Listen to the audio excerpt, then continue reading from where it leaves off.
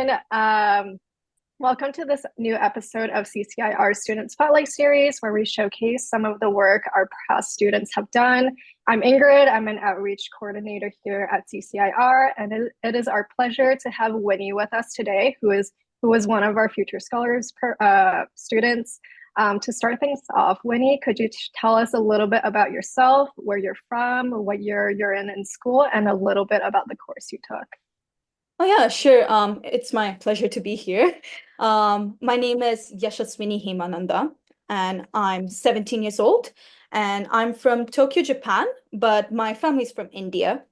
I currently attend the International School of the Sacred Heart, and I'm entering my senior year this August, yeah, so next month.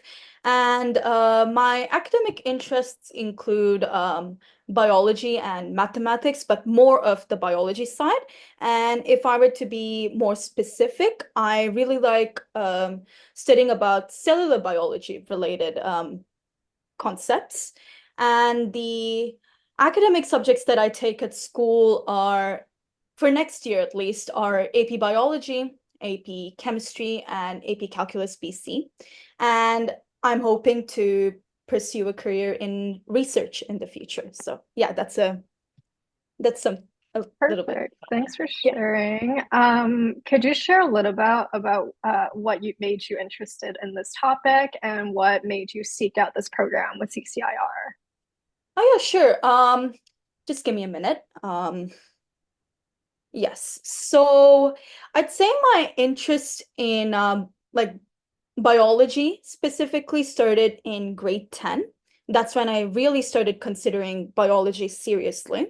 And this is a bit of a personal story, but growing up, um, I witnessed my grandfather suffering through kidney complications and glaucoma towards the end of his, life.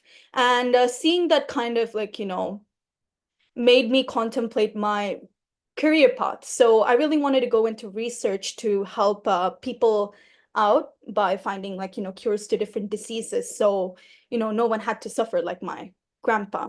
And I think that's what really prompted me to also look into developmental biology as a future something I would like to study in the future, because developmental biology studies the prenatal, perinatal, and postnatal origins of diseases, and this can help scientists to find effective cures and medicines for diseases. So that's what really prompted me to explore developmental biology. So I wanted to expand on this interest, and that's how I came across CCIR. And they did have a lot of interesting topics like stem cell biology, things related to Parkinson's diseases, and also developmental biology, which I found really interesting because that's not something you would usually come across in a high school biology curriculum. And additionally, I really liked CCIR's intense academic engagement approach. And I also liked the fact that they provided a platform for students to explore academic research. So I thought that was something really unique. And I also like the fact that I got the opportunity to interact with professionals from, the fields. And since the class size is relatively small, you get more opportunities to interact with professors. So I thought that was really interesting. So yeah, I'd say that was my main reason for, my interest in developmental biology and why I wanted to take a CCIR course. Yes. Thank you so much for sharing how you got interested in this topic. And could you share a little bit about whether you've kind of breached on this topic before in your high school classes, or was this your first exposure into developmental biology and research? Um, so in grade 10, I did study about genetics briefly. And genetics does play a big role in developmental biology because genetics is what makes who we are, right? So I'd say I did have a bit of exposure, but only in my high school courses level. And the time that I really started exploring about developmental biology was through CCIR's course. Yes. Perfect. So could you tell us about the course that you took? What was the name of it? Who is the professor? And, or sorry, who is the mentor? And how the course is laid out, and a little brief explanation to our listeners on what exactly you studied. Yeah, sure. Yes. So the course that I took was the Cell and Developmental Biology course that was taught by my professor, Dr. Yajima from Brown University, and my TA, Mr. Dang, who was, I think he recently graduated from an Oxbridge school at the time. So I had two wonderful mentors. And I also worked with three other, high school students who were incredibly passionate about, biology. So I think that was a really nice experience. Um, so since developmental biology is a very vast field, our professor gave us a theme that we had to base our research on. So the theme for our cohort last year was metabolism. And before starting CCIR's, course, I did look at a few spotlight interviews where I understood that the course was broken into two parts. So the first part being covering the basics of the lectures, and the second part being covering the literature, like doing the literature review assignment. But our course was structured differently in a way that we worked on, our literature review and understanding the basics parallelly. So we met twice a week, where one of the sessions was where our TA, Mr. Dang, helped us understand the basics of developmental biology. And the second session was where our professor, Dr. Yajima, gave us feedback on our literature review that we were working on. And yeah, that's the basic structure of the CCIR program course that I did.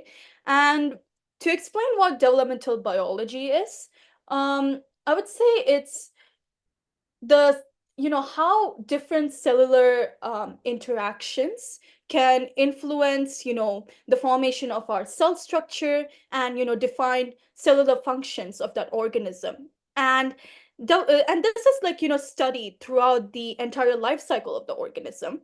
But to simplify it further, I would say developmental biology is the study of how organisms grow and develop over time. So that's like the simplified explanation I can give. And some of the topics you might study, you will study in developmental biology can include cellular regeneration, um, embryogenesis, um, cell fate, and differentiation. So there are different topics. It's not only limited to those three topics, but yeah, it's a very vast field, and I find it really fascinating in that sense. Yes. That's really interesting because I like my familiarity with the Future Scholars course was the first half is course based, and then the latter half is more research based. But it's my first time hearing that your course worked the two portions of the course parallelly.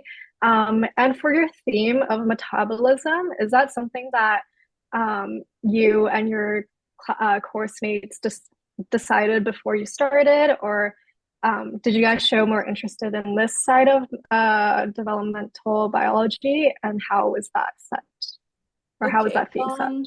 So the thing with the theme was that it was decided by the professor.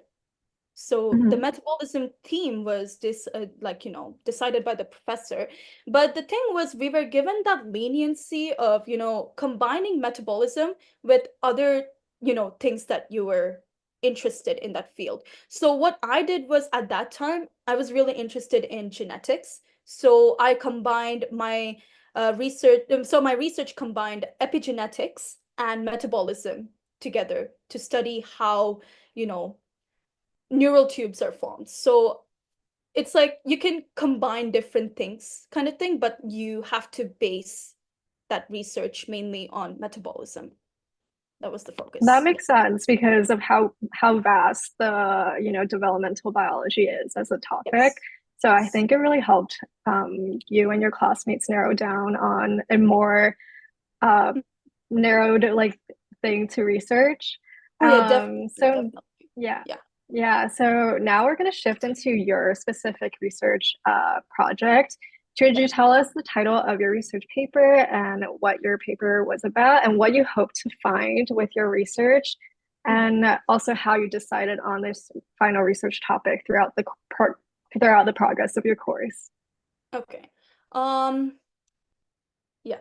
So I don't exactly remember the wording of my research title, but basically what I looked at was how, metabolism and epigenetic factors can influence the development of, the neural tube, and how, if there was like an imbalance in these epigenetic and metabolic factors, how can it negatively impact the formation of that neural tube.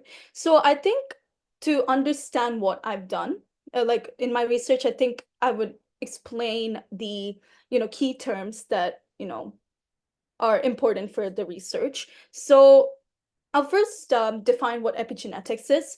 So epigenetics is basically the interaction of DNA and other small chemical molecules called epigenetic markers, and how, these interactions can influence genetic, expression. And basically, genetic expression can, contribute to the development and, the function of, special, like, structures in our body. So I specifically studied about our neural tube. And since we had to link uh, the topic with metabolism, I studied about one particular metabolic pathway known as one carbon metabolism. And basically, one carbon metabolism is crucial for producing metal groups. And metal groups are epigenetic, markers that are essential for this epigenetic process called DNA methylation. So the removal and addition of, metal groups can influence this gene expression and therefore influence the structure and function of that neural tube. So um, to take it a step further, I investigated how the imbalance of these epigenetic factors and, our one carbon metabolism, how the imbalance of it can negatively impact the formation of the neural tube and, cause this disease called the neural tube disease, or NTDS. So that's what I mainly investigated into, I'd say. And I also tried to see what kind of solutions, you know, are available for, combating these NTDS. So that was the main, overview of my research, if I were to simplify it. Yes. And did your research topic, for your research topic, did you narrow it down throughout the progress of your course, or did you already kind of go into the course knowing what you want to do the research on? Yeah, so yes, I think I did narrow it down as I went through, because I knew that I wanted to study about genetics and genetics in this course, and I also Mhm. knew that I wanted to study disease formation. So those were the things that I was really, that I knew that I wanted to do. But the ultimate decision of, pinning it down to neural tube defects was when I just searched up, different, diseases that are caused due to, like, epigenetic changes, like imbalance in epigenetic changes. And that's how I came across neural tube defects. And it's a pretty serious issue because, you know, because the neural tube is basically the embryonic precursor of our central nervous system. So it makes up our brain and our spinal cord. And the brain and our spinal cord essentially controls all of our movements, our thoughts, our expressions. So it's a really important, part of our body, right? So if there are, if there's no proper development of this neural tube, that can cause, lifelong disabilities such as paralysis and, learning disabilities and like, neuron damages. So there are different risks associated with that. And not only that, but also neural tube diseases are known to be one of the biggest contributors to, infant deaths and also miscarriages in women. So yeah, I think the seriousness of the neural tube, disease is what really prompted me to, investigate more into like, what contributes to, the improper development of neural tube and Mhm. like the factors that are involved in it. So I think that's like my inspiration, I would say. Mhm. So yeah, I think Um, I answered the question. yeah, no, you did. And thank you so much for going into it because I've actually never really heard about neural tube or diseases associated with it. Did you have prior knowledge on like neural tube before you joined this course, or is that something you learned throughout the course? It's something I picked up during the course. I'll be honest Mm. about that. Yes. Yeah, no, it's not something we hear about a lot Yeah, compared of to course. different diseases. So, And could you share, sorry, were you gonna share oh something no. else? Yeah, no, you can. Okay. Could you share little bit about your research methods and what that process was like finding the data? Right. Yes. Okay. Okay. Yeah, so the thing was, before I joined CCIR, I kind of had like a very basal knowledge of biology. I did not really have like that in-depth knowledge compared to my other peers, if I were to be honest. So first, I focused on trying to get like the basics, some of the basics, right, of the things that I was interested in at the time. So I was interested in epigenetics, and embryonic development at that time. So I tried to get the basics of those down. And then, with the help of my TA and professor, I did eventually pin down my research question. And I also did some more research about the metabolic pathways that impact epigenetics. So, yeah, so first I tried to like figure out the basics in that sense. And that really helped me in understanding the research papers that I was going through. So, yeah, I think it was mainly research papers and like trying to get that basics down that really helped me throughout my research. And obviously, just discussing with my professor and TA. So getting inputs from them, like implementing those inputs and like, express like I also like, shared what my thought processes were. So I guess that really helped as well. So discussions also really helped.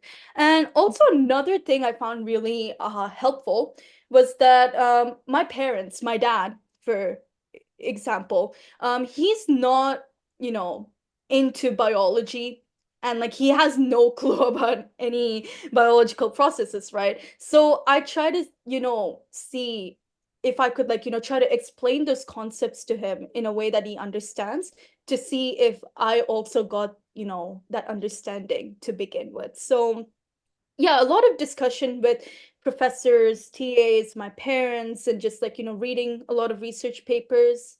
Yeah, Mhm. I think that helped a lot. Yes. Do you have can you explain what it's like to do this course? Because obviously with like STEM topics, for research, like a lot of people would expect like being in a lab environment. How did that look like not having that lab with this course and, data collection and all that for your final research project? Right. Yes. Yes. So the thing is, we did not have access to labs, obviously, but what we did was at least our cohort, we analyzed the data that was presented in these research papers. So that's how we got our data collection primarily. And since ours is not exactly a research and categorizes as a literature review, yeah, so yeah, we basically just extracted a lot of data from like different research papers. That's how we went about, data Mhm. collection. Yeah, yeah. Okay. So what are the key takeaways or something new that you discovered from your research project that you might want to share with the audience today? Okay. I think, hmm, yes. Just give me a minute. No Uh, problem. yes. So I think throughout this research project, the key takeaway that I learned at least was science can be so complex, but yet so simple at the same time. So, like, if I were to talk about this in the context of my research, yes, definitely, understanding that mechanisms that, contribute to neural tube defects was tough, right? But the solutions you can use to combat these neural tube defects are actually relatively simple. I don't think so. I talked about this, but the solution that I, pinned down eventually was that proper maternal nutrition, just having a nice, proper, balanced diet can, help us avoid all of these, future, like, diseases from developing in Mhm. embryos or like, yeah. So for a complex problem, you have a very simple solution. So science can be so complex, but also so simple at the same time. And that's what, and CCIR's, program, increased my appreciation for that. So I'm really thankful in that aspect. I Mhm. think another key takeaway that I took was that research is more of a collaborative effort rather than a secular, individual, effort. Because initially, when I joined CCIR, I thought that I was going to work on my own research with like, you know, little to no help. But then that's not the case. You need inputs from, different people. That's how you gain new perspectives to, overcome challenges. So I also really appreciated that collaborative aspect of research. And that's what also made me, consider research as a serious career. So Mhm. yeah, I think Yeah, those two are like the main key takeaways, I would say. Yes. that's a great segue because my next question is to ask, like, what is next for your research project? Do you think you're going to continue to build on top of what you've learned, or maybe that stemmed a different topic that you want to go more into, and how this might impact your future in pursuing research? Right. Yes, so I do have plans to continue on my literature review because due to the duration of the course, um I wasn't able to complete it, like bring out like a complete finished product. I had my drafts ready though. So I'm actually working on that right now because I want to publish that in the future, maybe. Mhm. And as for the other topics, I did also explore other topics before, like after CCIR. Like for instance, I did study about how scientists restored eyesight in mice that were suffering from glaucoma through epigenetic factors. So that's like one of the interesting papers that I came across. So yes, I'm exploring different scientific topics as well in the area of disease management and control, I would say. Mhm. um, and as for my future career prospects, yes, so I want to take cellular biology in university. I'm planning to pursue that in uni. Um, and also like, potentially get into that the research side where I get to investigate, the origins of like diseases and how you can, use different cellular aspects to combat those. diseases, I'd Mhm. say. Yeah. Yeah. Mhm. You said that you want to publish your research. Have you worked with the academic team yet, or have how have they like supported you through that process if you've already worked with them? Um, actually haven't worked with them yet, but Okay. yes, I'm intending to reach out to them once I think I have like a finished product, because it's still on the process of like, editing. And Mhm. like the thing with research, like literature review at least, you need to be really concise and on to the point. So I'm actually struggling with that aspect. So I'm trying to like, edit my script in a way I can get that conciseness. And I'm planning to reach out to the academic team soon so I can, work Mhm. on publishing the literature review. Yes, yes, yes, Okay. yeah. Okay, so now we're shifting to the last part of this episode. We would love to hear about your general experiences with CCIR.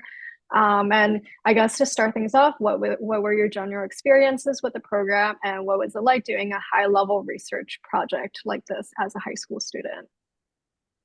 Right, yes.